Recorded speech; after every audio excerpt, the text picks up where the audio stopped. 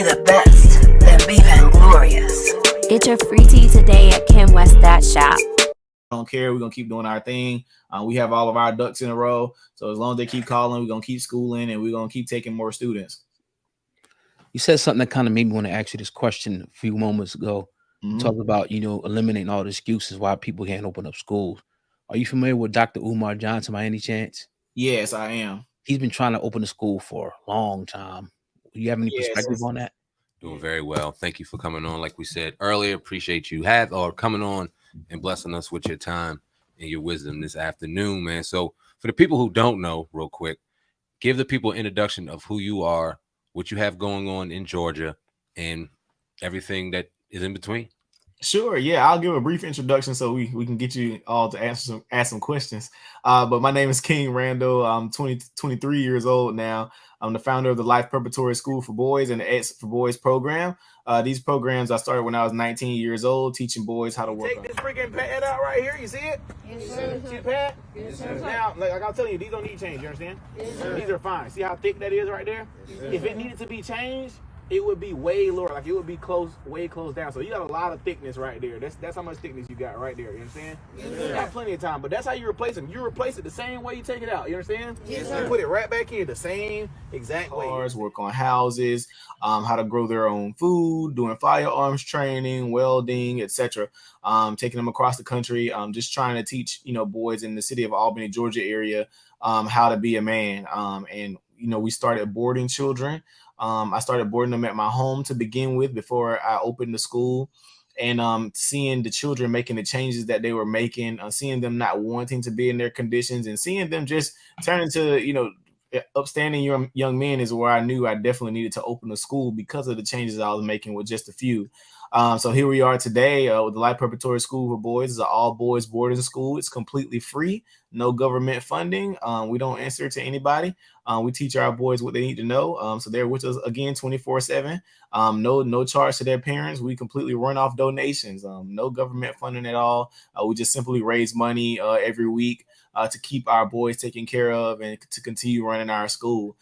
So it just goes to show, for people who said they can't do it or it's too hard, etc. You can. I opened this, when I was 19, and the school's open now. So I believe anybody could do it if you just really want to. So just got to start somewhere. But that's kind of a brief introduction of who I am and what I do. Real quick before I ask you my next question, let people know where they can donate. I want to get that out the way and do it. Sure, yeah. They can donate at the xforboys.org. That's THEXFORBOYS.org. Okay, so where do you get the passion for something like this? So take us kind of back to your upbringing, because 19 is super young to even have this type of passion, let alone have the passion for bringing it to fruition. I mean, it's extraordinary. So talk about your upbringing and the passion to even get this type of school going. Absolutely. Well, I was raising a full family, had grandfathers, uncles, stepfather. I actually had two stepfathers. My mom divorced my first stepfather when I was about 13, and then I have my current stepfather right now. But these men helped mold and train and raise me into who I am. So growing up, I learned how to do a plethora of things with my former stepdad. He was more of a country guy. And my granddads and uncles, I learned how to lay bricks and fix cars and grow food. We did all this growing up. We ate everything from the garden. Like, we would go outside and pick what we wanted to eat growing up. We killed our food. We skinned our food. We done it all growing up. We grew all types of different fruit trees in the backyard. My mom would, have some of the kids from around the neighborhood. She'd cook for them, and we had like Bible study some nights and sometime with the kids. Like, we just do a whole lot of stuff. My mom's been a foster parent my whole life. I'm my mom's only child. She's actually not supposed to be able to have children, but somehow I popped up. But she's never been able to bear children again after me. And I guess I'm just a miracle baby for her. And I don't have no story, no crazy story or nothing like that. I just grew up in a decent home. And my current stepfather now, he's more of the shirt and tie guy. So he's who I credit for helping me be able to like give interviews and do things like that. So I had a country side of me, and then I got the professional side of me, you know, where I can, you know, turn it on and off and be able to teach, you know, the students how to do these things, you know, how to get your hands dirty, but also go put on a shirt and tie and go do what you need to do in the business world too. So that's, you know, important to me. But definitely just a full family helped raise me. And the passion came from just not seeing a lot of young men, you know, as I got older that don't know how to do all the things that I can. I thought that was normal because, you know, my dad and my stepdad, they taught like the other kids in the neighborhood how to do this stuff. So I'm thinking everybody somewhere is doing this stuff. And I get older and watching these teenage boys not be able to read and write. And one of my classmates got sentenced to 30 years in prison after a murder that happened here in my hometown. His younger brother committed a murder, and he told his brother to hide the weapon, but the big brother wasn't at the actual you know, scene, and they charged him with you know, tampering with evidence or whatever, and they gave him 30 years for that. And you know, and no type of rehabilitation programs here except for ours in South Georgia, you know. So I was just like, well, how are we expecting these children to become better if they're going to jail and going right back, and there's no type of rehabilitation for them, no type of programs to help curb that recidivism rate. So that's where I came in, and I was like, I'm just going to start something. I started out with a field trip. I started out doing oil change workshops, started out doing brake change workshops, and then it just took off from there. And that's where that passion came from, just seeing the children actually changing after I started working with them. I was listening to an interview you were conducting, and I remember you saying along the lines of the school system in Georgia are just passing these children through with getting and obtaining high school degrees and high school diplomas without even having the ability to read or write and being illiterate. Talk Correct. about how the current school system is in Georgia and how that motivated you to do what you're doing right now as well. Well, for one, I originally, before we were opening our school, we were trying to buy a school building from our local school system. Right. Our local school system had a few buildings that were up for demolition. They're still up for demolition. And, you know, I reached out to buy one of them, and we got into negotiations, about a 7-month negotiation process with them. It became a little hectic trying to work with them and trying to, you know, develop a partnership because they wanted to partner with us, and you know, they were going to provide us with school buses and teachers and stuff to help our curriculum, like just some type of program where they would be dually enrolled in the public school as well as with us. They would receive a diploma from us. We could teach what we wanted to teach and how we wanted to teach it. That's how it was sold to us in the beginning. Then we got a contract back that said that we could not open a private or a charter school out of that location unless they taught the core curriculum. And I'm like, that's not where we're going with this. We're trying to open our own school to teach what we want to teach, not what you want to teach. If that's the case, we're just opening another branch of the Dougherty County school system. That's not how this is about to go. So anyway, we got into a big shebang with them about that contract. A lot of things happened with that, newspaper articles, news interviews. It was a bad time at that time. People accusing me of different things and people not allowing me to tell my side of the story because, you know, they had the media in their pocket. I'm this 21-year-old kid at the time who they think is just dumb and just doing whatever, but they thought I was dumb, you know. So that was the issue I had with them. And right now, the school system right now in Albany, we have the highest graduation rate in the state. And these children are graduating, but only 39% of them are graduating proficient in reading, and only 19% of them are graduating proficient in math. These children essentially can't read and write or do math, but they're graduating. That's the part we're excited about. And I don't understand how we could see those statistics and then not have a complete overhaul of the whole school system, because how exactly is that happening? I'm having children in my program. Every last one of the children at the school right now are behind. Every single last one of them.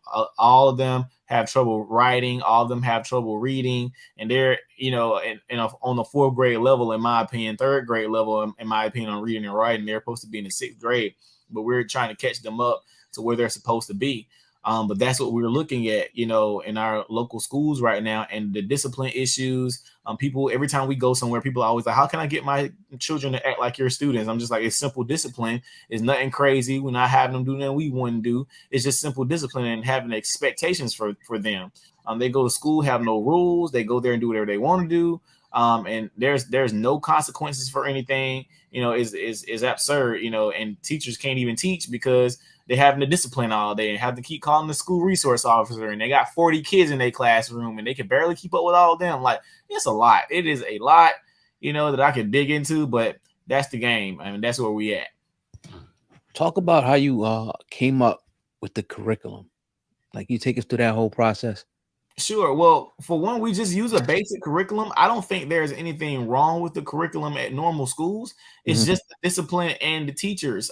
Teachers, people dog on teachers a lot, but people don't know as a teacher how difficult it is to deal in a school system that's not helping you either. So people don't look at the teacher side of the perspective when we're talking about schools. Teachers often, are abused at school. They're verbally abused, physically abused, etc. And they're not understanding that nothing happens to these students, or nothing is happening for these teachers to be able to trust their school systems, etc. So all they can do is push these kids through school. But you'll hear a news report immediately about a teacher maybe snapping on a student and hitting them or whatever like that. I've seen so many stories where, like, every day where students are doing atrocities to teachers, throwing hot boiling water on them and fighting them and stabbing them and throwing desks. And this is happening at our schools every day. Our schools are complete jungles, and nobody talks about how our teachers have to deal with these things. But the moment that teacher snaps and does something to a kid or hits them back or whatever, then it's a news story. We don't talk about how these students are also sexually abusing and sexually touching their teachers. But if a teacher were to do something to a student, then it get put all over TV, this chastising or whatever. But we're not talking about how these students are doing these same things to teachers, and teachers are reporting these to these school systems, and nothing's happening. So we're not talking about that side of the spectrum either in regards to talking about teacher-student relationships. So I mean, definitely speaking about teachers is huge for me, because we don't talk about those things, and these are other reasons why teachers push kids through school. I won't say every teacher is out here wanting to be a great teacher, etc. But after a while, you go into the teaching business and you're wanting to be a great teacher, etc. Then you get there, no support, nobody having your back, barely getting paid good, no funding, etc. All of this combined, is an issue. So I definitely, like to be a teacher advocate also, because I have so many teachers in our local school system whom are supporters of what we do, whom want to come teach at our school. I just can't afford to pay them right now, but they're just like, how can you help us get out of where we at? Because I cannot teach here with these kids. Like, it is terrible. And I understand it. I know it. I just graduated 5 years ago. I knew exactly what was going on in school. I knew exactly what was going on at that time. I knew what was happening, who was doing what. And literally 5 years removed, it is so much worse. Every time I go to the school now, like to go pick up my younger brother, he's at the same high school I was at. I go pick him up, and it is terrible there. Like, these kids in school airdropping sex tapes and all that stuff. Like, this, man, and then they just gave the kids MacBooks at school, so now they airdropping people's sex tapes all through the school and airdropping porn and all, like, and you can't. There's no lock you can put on it. These kids jailbreaking the laptops and all that stuff. Like, bro, like, just remove all that technology, period. Like, because we don't do that here. You're not allowed a cell phone, any of that stuff. You're gonna write on this paper and you're gonna read this book. Like normal people, you earn phone time, you earn time to go play video games. We're not giving you no tablets. You're not getting no time to get on a computer. There's no social media, period, here, because it's a detriment to our kids. And people will, argue with me about that on social media in regards to children having cell phones, but there's not enough pros that you can give me for the cons of a child having a cell phone. Absolutely not. I don't think any child under the age of 16, 17 years old even needs a cell phone and or social media. They'll need to be able to reach out to you and say, hey, I'm here, which is a simple flip phone, if that. And honestly, none of my parents had cell phones growing up, and they did just fine going to school, and being where they were supposed to be at, so, but that's where we are, and that's why we have a boarding school, because we ain't got to worry about them having to be transported back home and woo. And they earn phone time to talk to their parents or whatever like that, and that's how that works. But man, teacher advocacy is something we have to talk about. Very powerful. Now, I was on your Twitter yesterday, as a matter of fact, and I seen some things going on. Obviously, there's a lot of good that comes out of what you're doing, but there's also a lot of hurdles that you have to cross and things you got to deal with. Being the type of brother that you are, doing the type of thing you're doing for the type of young men you're doing them for. So talk about the things you're going through. I'll read the tweet out verbatim. People continue to call the authorities on our school as if we're criminals. They came to quote unquote inspect our office. We weren't present. 20 minutes later, we see someone coming under our gate. Thank you to those who help us fight the system. Can you speak on that, brother? Yeah. So man, it's so interesting.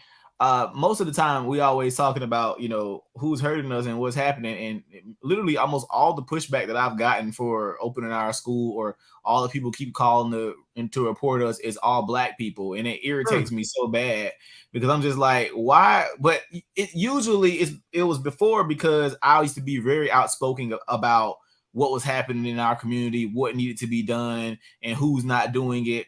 And so with me opening the school, it eradicated all the excuses that everybody who's been here, who's been an activist forever, it eradicated all those excuses that they given about why things couldn't happen and why they couldn't do what they did. Well, then how come King Randle can do it at 22, 23 years old, and y'all been saying it forever? The biggest, nicest building in this city is a church or whatever, and these churches could be opening schools and land banks and canning food and growing food, etc. Why aren't we trying to do these things readily for our community? Why? Because these churches, these organizations or whatever, they get grants for the cities being in turmoil. They can't apply for a grant if the city's not poor. They can go apply for this grant because this city needs this, so they get this particular grant and do maybe a little something for it or whatever, but not enough to not get that grant again next year. So they do all these grant writing and get this money and keep getting this money and keep getting this money, for the city being in turmoil. So if anybody tries to come and revitalize the city, then it loses them money, because they can't say or give these statistics about how terrible the city is. So people have been calling, to report us and check and see what we doing and blah, blah, blah, but they can't come in here without a warrant. I've said that multiple times. You cannot come in our facilities without a warrant. We've already been approved and inspected for our building already. So there's nothing else that you guys need to come see. I don't care how many times they report it. Unless you have a warrant, you will not be stepping foot in our school. But I would love for y'all to come with a warrant. I would love to record y'all coming up here with the police and all that stuff, just to come look at us having school in a freaking building like we doing something. Meanwhile, we got people right outside in this neighborhood that sell drugs and murders that still ain't being solved and all that. But mind you, I'm out here trying to teach kids how to be men and teaching them and taking them on field trips and showing them, how to grow their own food and teaching them how to fix cars and all that. Never mind that. Call the police on me. But you can't call the authorities on people that you need to be calling them on, or going to inspect some of these schools that are not up to code, etc. So that's where we at. So people definitely keep calling. I don't care. We're gonna keep doing our thing. We have all of our ducks in a row. So as long as they keep calling, we're gonna keep schooling and we're gonna keep taking more students. You said something that kind of made me want to ask you this question a few moments ago. Talking about, eliminating all the excuses why people can't open up schools. Are you familiar with Dr. Umar Johnson by any chance? Yes, I am. He's been trying to open a school for a long time. Do you have any perspective on that? Yes. You ever talked to him? Reach out to him? Yeah, he's been raising money since I was about in the 4th grade, I believe. But right. I have no words to say about Dr. Umar. That's it. Awesome. Yes, sir. So also in doing research, obviously, like I said earlier, we met you, or had an opportunity to hear you speak live out at the All Black National Convention in Orlando, Florida. Shout out to Dr. Boyce for holding that event. Yes, sir. As doing research, I noticed that it seems as though, and I'm going to get a little political, a lot of the conservative TV stations allow you the platform to at least speak what you want to say. This is just from me. I don't have a political line down, anything. I'm sitting right down the middle. And I noticed a lot of the pro-democratic kind of channels, they shit on you, for lack of a better term. They dissed you. They destroyed your name. And I was like, wow, the thing this brother's doing, you would think reflect the ideals of why we're trying to get somebody in office. They're trying to elevate Black people. But then when you look at it, they go out of their way to insult you. And then it kind of goes along the lines of when we see a lot of our hip hop, comedic, urban type of celebrity vouching for the Democratic Party come election time. It just all begs the question on what's really going on. So what's your thought on my original question on how do you feel about the conservative platforms that you would think wouldn't give you anything, allow you the chance to speak with a Democrat where you think they would insult you and throw dirt on your name? You know what's crazy is I think in 2020 President Trump invited me and the kids to the White House, surprisingly.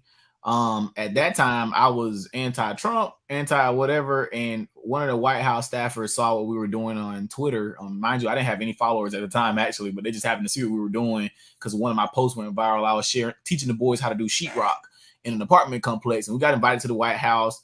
Great experience, had a blast. That was some of my boys' first plane ride. They put us in a super nice hotel and all this stuff. I mean, we had a blast. But while we were there and like to see the love that we were getting, because do understand things happen on both sides that when we listen to it in the media, it gets screwed up because of how the media wants us to view a certain person or whatever like that. So you take a look at Donald Trump or whatever. If you ever go watch an unedited speech of him, like just watch one full hour. Not saying you gotta like him in him, just watch one full hour and then watch what TV said he said. And we were there at the speech he gave, and what he said versus what we heard back on social media when we started scrolling. I'm like, well, that's not what he said. He wasn't saying that. Or whatever. That's not what he said. Even my boys they was like, we was there, and that's not what they said on Instagram. I'm like, I know this is what they do, but they also do this to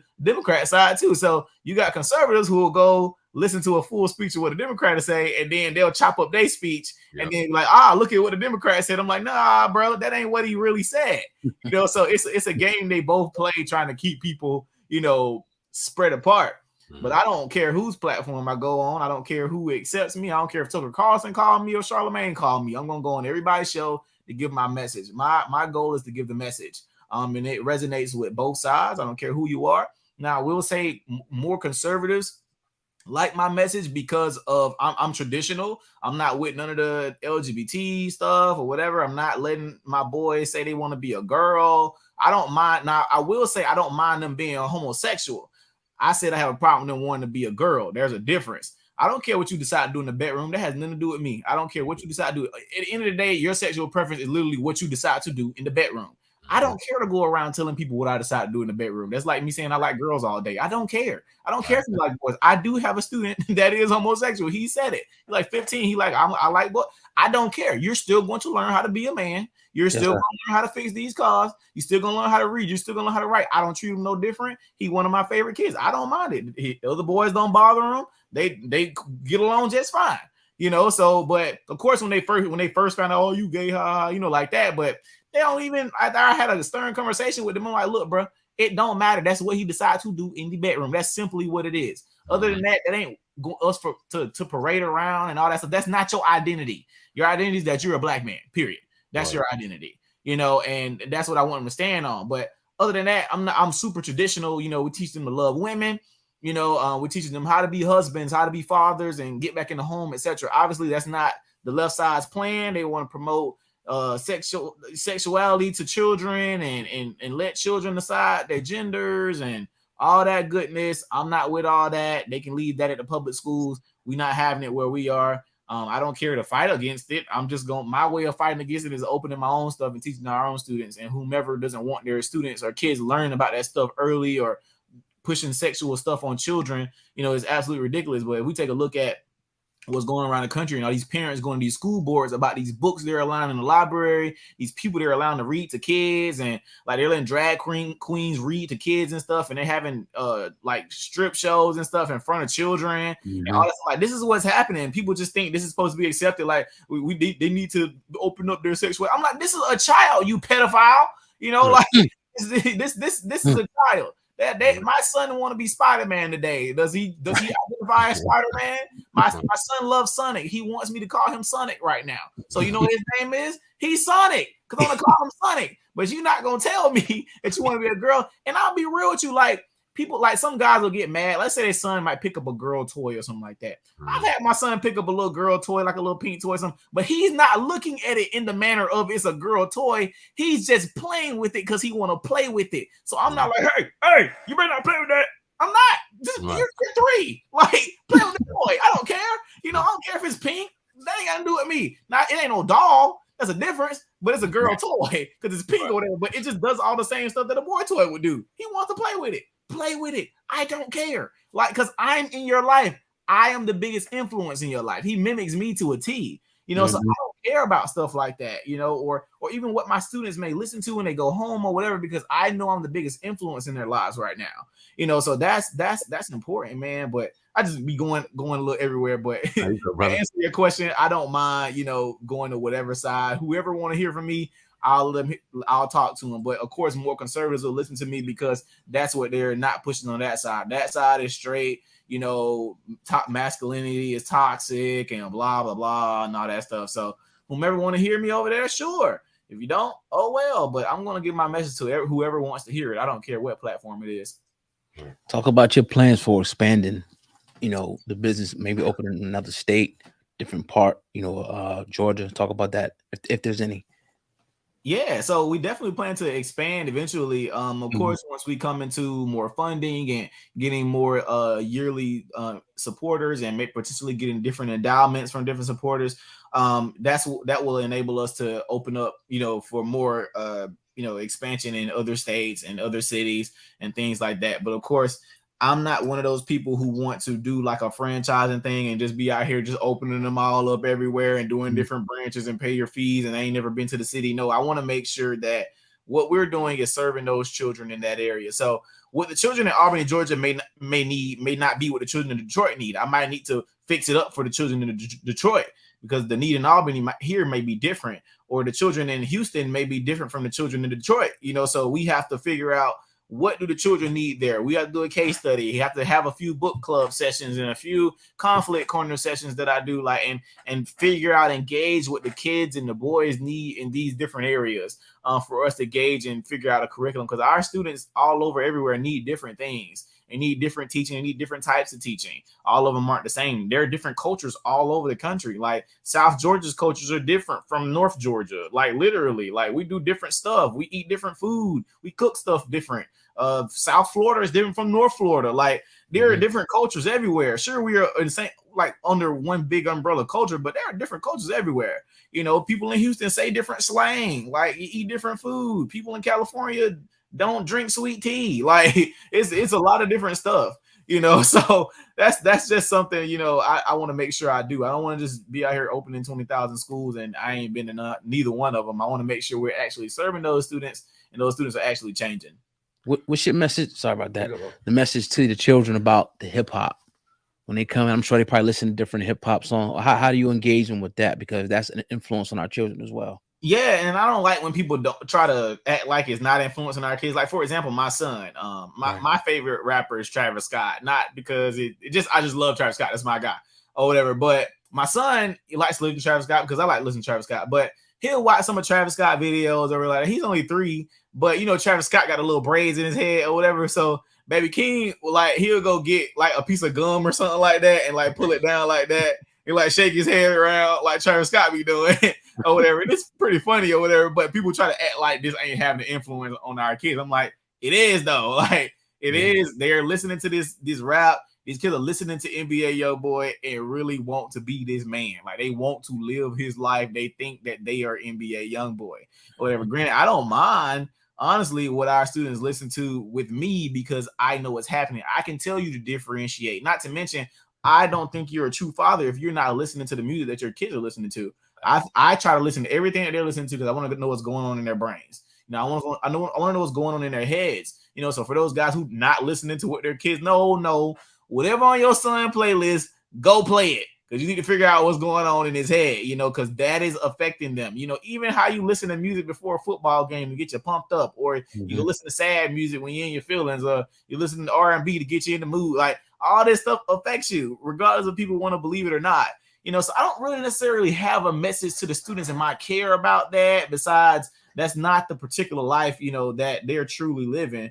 Especially like some of the kids who have nice homes and stuff who try to live that life. I'm like, why do you want to live that life? Because it looks cool. So what I think our job, you know, should be is making other, you know, careers look cool to our kids, or introducing different sports to them, like such as we want to introduce skeet shooting and pickleball and all types of different stuff and different Olympic sports that black people don't participate in. You can get endorsement deals for these things. You can get paid for these things versus oversaturating the market of football, basketball, and baseball or whatever. You can get paid for all these different sports that I just mentioned. Ping pong players. The average ping pong player make $140,000 a year on minimum. That's average. That's just ping pong. So imagine a good ping pong player. I'm telling what he making or whatever. But every sport we get into, we take over. Go get into these different sports. Have you seen the black man in golf? What's his name? Tiger Woods. He's the best. Everything we get into, we the best. Even hockey. The last few, I think one of the hockey covers was a black guy. Whatever. Because when we get into the sport, we take it over because we just naturally athletically inclined more than other people. So that's just basic facts. So I think it's important, for us to introduce different sports to our kids, introduce different things to our kids. That way, we ain't too much worried about hip hop because we know other stuff that looks cool to our kids. See, other people worry about hip hop a lot with their kids because they're not the biggest influence in their lives. And they're not showing their kids other outlets. Andre 3000 said, how you going to tell a boy that ceiling's a sin when you're not offering new ways to win? And I think that was a huge bar because how can I tell him that ceiling's a sin and I'm not offering new ways to win? So I'm going to show you all these different ways to win so that way you don't have to go keep sending. How is hip hop, how's the culture embrace King Randle? We see how a lot of the mainstream personalities within the culture, they gravitated towards other people attaining to do what you tried to do because they were great speakers, because they were charismatic, they were larger than life, you could say, and they embraced them. They may have embraced them with coin, who knows? Mm-hmm. As you fundraise and as you grind and as you do the things that they sit back and tweet about and post about, you're actually doing it. How have they embraced you? Have they offered, and you don't have to name any names, have they offered funding? Have they offered assistance? Have they offered any type of help to further your goal and further your mission and what you got going on? Yeah, I will say Dr. Boyce was one of the first, big people to help out and give funding. And I can call them and things like that. And there are a few other people who gave, a few people who actually took from me, and that's just the game. You live and learn to figure out who to trust. You discover things about different people. People you look up to, they turn into your enemy. Things happen, so and granted, I don't really do much. I don't talk trash about anybody. I don't get on social media bashing anyone, but that's the game when you're out here doing work. So yeah, I do want to ask you this, and I know you said no comment to Dr. Umar, and I'm going to respect that, but correct me if I'm wrong. Was it at one point that you looked up to him and he was one of the motivating factors in you doing what you were doing? Absolutely. I did look up to Dr. Umar at one point. We met, we were good, life happens and no comment. Mm-hmm. Yes, sir. Yes, sir. So what's next, man? If you got, anything you want to add, any announcements you want to make, the floor is open. Not at the moment. No announcements, man. I just appreciate everybody, who does support, what we're doing. We're still trying to expand, our student base right now. Next year, we'll be taking a new set of sixth graders. So our school starts in sixth grade. And they will graduate with us. So even though the school will be 6 to 12, we're not taking like any children, in the 12th grade, 11th grade. No, they have to grow all the way through the school. So they start in 6th grade and they move to 7th grade. We take a new round of 6th graders. And so they kind of grow every year. That's how that will work. So that way they would already have been ingrained in our culture at Life Prep all the way till they get in high school. And, when they go to college, they'll still have these things in their system. We also want to make sure we're breeding, our next officials, our next doctors, our next lawyers, our next police officers. We want to make sure we're saturating the area with people that we raised. I think that's important because we don't get our students and our kids into different areas where we may be lacking or we may be getting done injustice because 94% of prosecutors are white. So what are we expecting to get when we get sentenced or things like that? If we had black prosecutors, things would happen. Well, we have a racist police system. Well, let's stop. We have racist people in that system. If you go saturate that area with black police officers that we've raised, no longer a racist system. It's that those black police officers there now that we raised. So again, sometimes we have to think about things like that and think about how can we best affect change there. So how can we make better police departments? How can we make better police officers? How can we make better everything? That's raising the people that are go in those systems. I'm more trusting of students that I've raised to want to go in these different fields. I'm not gonna, deter one of my kids from being a police officer. That's great, because then I know when he becomes a police officer, that's one better officer that's on the force that I help train and raise, who has good head on his shoulder. So we saturate our areas with better mailmen and better doctors and whatever, our communities will be better. So that's something I wholeheartedly believe in. But I don't have any major announcements or anything, but people can follow us again. Go to our website at thexforboys.org. That's THEXFORBOYS.org. You can go there to see all of our photos, the different things we taught the boys, see photos of the boys. Go there to see how to donate. We got Amazon wish list, Walmart wish list. However you wish to donate, you can. We have merchandise you can order, all types of things, and always end with the same quote from one of our local hometown hero rappers. His name is Cantrell. He says, "Obstacles are optical illusions. They're not really there. Jump high anyway. Jump high just in case." Appreciate you. King Randle and Hip Hop Uncensored podcast. Keep being great, brother. Keep servicing them young men out there in your community. You always have a platform, brother. Salute. Thank you so much. Peace.